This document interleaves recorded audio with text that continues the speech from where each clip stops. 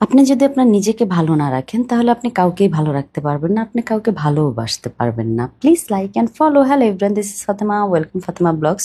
সকাল সকাল উঠে আমি হাঁটতে বের হয়ে যাচ্ছি, কারণ গত কয়েকদিন ধরে আমার শরীরটা খুবই খারাপ ছিল। তো শরীর খারাপ হওয়ার পর আমার ফার্স্ট রিয়েলাইজেশন যেটা ছিল, আগে তো আমার নিজেকে ফিট করতে হবে, নিজেকে ভালো রাখতে হবে, নিজেকে ভালোবাসতে হবে, তারপরে যে আমি সবাইকে ভালো রাখতে পারবো, ভালোবাসতে পারবো, সবার টেক কেয়ার করতে পারবো। সো যেই কথা সেই কাজ, হেঁটে এসে হাজব্যান্ডের জন্য ব্রেকফাস্ট বানিয়ে হলো হাজব্যান্ডকে খাওয়াই অফিসে পাঠিয়ে এর মাঝখানে হলো এই যে সায়ান যারা তারা ফুটবল নিয়ে খেলা স্টার্ট করে দিল। সো তাদের সাথে সাথে আমিও তো খেলবো, তাই না? আমি মা, আমি তো আর বসে থাকতে পারি না। আমার বাচ্চাদের সাথে অ্যাক্টিভিটি করতে খুবই ভালো লাগে। আর আমার এই বয়সে এসে রিয়েলাইজেশন কি জানেন, আমার পুরো লাইফে আমি কখনো এত বেশি এনার্জেটিক ছিলাম না, এত বেশি অ্যাক্টিভ ছিলাম না আমি বাচ্চার মা হওয়ার পরে যতটা না অ্যাক্টিভ হয়েছি। কারণ আমি যদি গুমসুম হয়ে থাকি, আমার বাচ্চারাও গুমসুম হয়ে থাকে। তো সেই জন্য আমি বাচ্চাদের সাথে সব সময় কিছু না কিছু অ্যাক্টিভিটি করি, যেন আমার বাচ্চারা অনেক বেশি হ্যাপিনেস ফিল করে আর তাদের মনটা যেন অনেক বেশি ফুরফুরে থাকে। তো যাই হোক, তাদেরকে এখানে রেখে আমি চলে আসলাম রান্নাঘরে। কিন্তু রান্নাঘরে এসেও লাভ নেই, এই যে সায়ান দেখছেন না, আমার কোলে এসে উঠে বসে আছে, আমার সাথে রান্না করবে। তারপর তাকে নামিয়ে দিয়ে বিদায় করে আমি আমার রান্না স্টার্ট করে দিলাম। আজকে অনেক কিছু রান্না করেছি, মুরগি মাংস, সবজি টবজি, অনেক কিছু। তো টেবিলে এখন খাবার দিয়ে দিয়েছি, কারণ হলো হাজবেন্ডকে অফিসে খাবার পাঠাইতে হবে। এই টাইমটাতে না আমার একটু রাশ থাকে, কিন্তু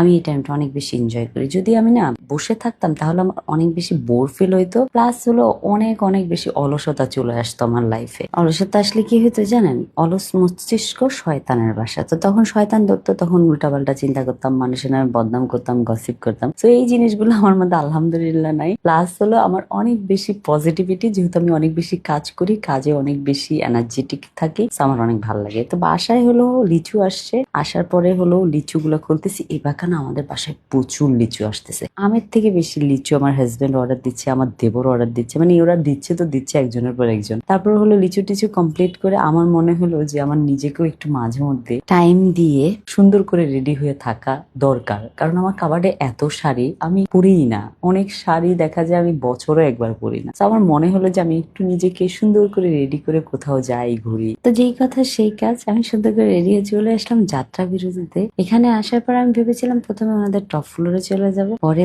চা দেখে আমার মাথা ঘুরে গেছে। আমি ভাবলাম এই চাটার একটা সুন্দর করে একটা চা বানাই। আমি আমি না আসলে বেসিক্যালি চা খাই না, আমার হাজবেন্ডের জন্যই সবসময় বানাই। তো আজকে মনে হলো আমি খাবো, তো সেই জন্য চা বানাইলাম, বানিয়ে খেলাম। আবার পকোড়াও অর্ডার দিয়েছিলাম, পকোড়াও খাচ্ছিলাম। তো আমার সাথে গিয়েছিল মারজান আর আমার ছোট ভাইয়ের বউ। সো আমরা খেয়ে দিয়ে আমরা এখন বাসার উদ্দেশ্যে রওনা দিব। সো ফাইনালি বাসায় চলে আসলাম। আসার পরে হলো এখানে সায়ান এমন ভাবে আসতেছে আমার দিকে, মনে হয় আমি কোনো একটা ভুল, বিশাল বড় অন্যায় করে ফেলছি, মানে তাদেরকে রেখেছি আমি বের হয়েছি সেই জন্য। তো এই যে এখানে যারাকেও ডাকলাম, যারাও চলে আসলো। আসার পরে জায়ান তো আমাকে দেখে মাম্মা বলে এসে জড়িয়ে ধরছে। জায়ানের হুজুর আসছে, তো জায়ান আবার পড়তেছিল। তো এর মাঝখানে হলো আমার হাজবেন্ড অফিস থেকে চলে আসছে। আসার পরে এই যে সায়ানের অভিনয় শুরু হয়ে গেল, সে অজ্ঞান হয়ে শুয়ে পড়লো। তো সবকিছু মিলে আজকের দিনটা আলহামদুলিল্লাহ খুবই ভালো গিয়েছে। Thank you so much for watching my video. Bye bye, আল্লাহ হাফেজ।